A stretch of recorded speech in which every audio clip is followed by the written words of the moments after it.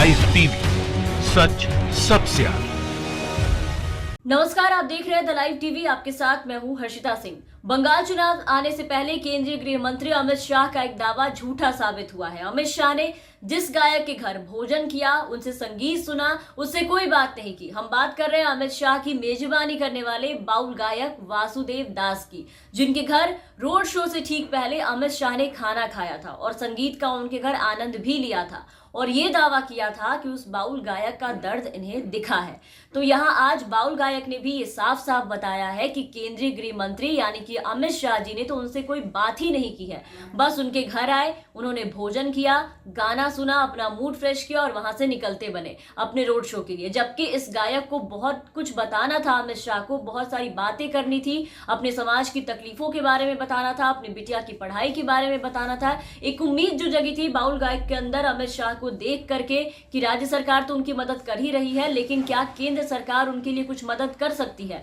तो बाउल कलाकारों की स्थिति के बारे में उनसे बातचीत करना था, लेकिन ये सारी सोच, सवाल जवाब सब धरी की धरी रह गई और अमित शाह जी निकल पड़े अपने रोड शो के लिए। और अब बाउल कलाकारों को लेकर के वासुदेव दास का यह कहना है कि अब वो 29 दिसंबर को जिले में होने वाली मुख्यमंत्री ममता बनर्जी की रैली में शामिल होने वाले हैं। वासुदेव दास जो कि बाउल गायक हैं, जिनके घर अमित शाह ने भोजन किया था, उनके घर जहां पहुंचे थे अमित शाह जी, उन्होंने कहा है कि इतने बड़े व्यक्ति हैं अमित शाह, मुझे उनसे कुछ कहना था, उनसे बाउल कलाकारों की स्थिति के बारे में बातें करनी थी, उन्हें बताना चाहता था और जानना चाहता था कि क्या कुछ किया जा सकता है हमारे लिए। उन्होंने कहा कि राज्य सरकार हमारी मदद कर रही है, लेकिन क्या केंद्र सरकार इस संबंध में हमारे लिए कुछ कर सकती है, हमारी कोई मदद कर सकती है। लेकिन सबसे महत्वपूर्ण बात जो उन्हें करनी थी वो उन्हें ये बताना था अपनी बिटिया की पढ़ाई के बारे में कि उनकी बिटिया उच्च शिक्षा प्राप्त कर रही है और उसमें कैसे उन्हें फाइनेंशियल प्रॉब्लम का समस्या का सामना करना पड़ रहा है।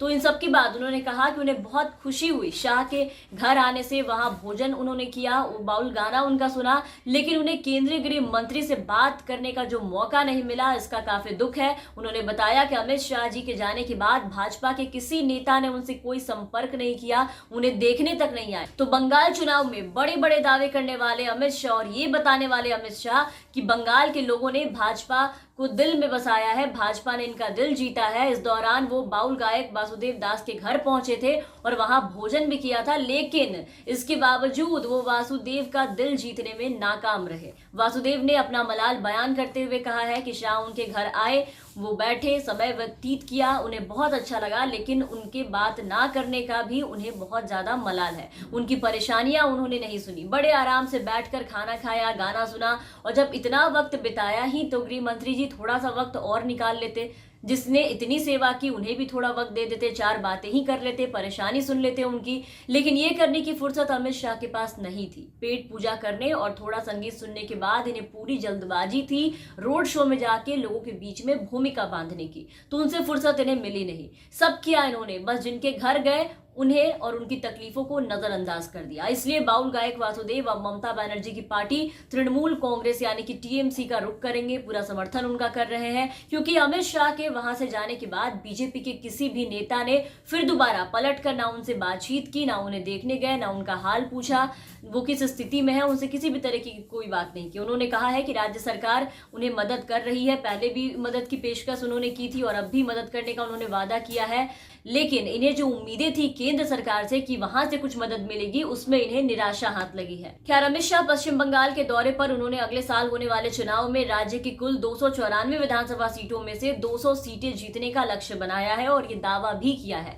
हालांकि ये काफी गंभीर सवाल है कि क्या बंगाल की ममता राज्य में बीजेपी के लिए ये लक्ष्य पाना मुमकिन है, क्योंकि 2016 के नतीजे जो थे उसके हिसाब से इतना बड़ा दावा भाजपा की तरफ से कई सवाल खड़े करती है। 2016 में हुए विधानसभा चुनाव के जो नतीजे थे वो आपको याद होंगे, वहां टीएमसी को 211, लेफ्ट को 33, कांग्रेस को 44 और बीजेपी को 3 सीटें मिली थी। लेकिन ये पश्चिम बंगाल का चुनाव है, फिलहाल कुछ कहा नहीं जा सकता है, अभी तो बहुत कुछ देखने को मिलेगा चुनाव आते आते। और ये भी वहां देखने वाली बात होगी कि अब की बार 200 पार के नारे के साथ जो भाजपा निकली है, मिशन बंगाल के लिए जो भाजपा गई है, प्रचार किया जा रहा है, वो आंकड़ा भाजपा पार कर पाती है, यहां तक पहुंच पाती है, या फिर प्रशांत किशोर की गई भविष्यवाणी तक ही बीजेपी सिमट कर रह जाएगी।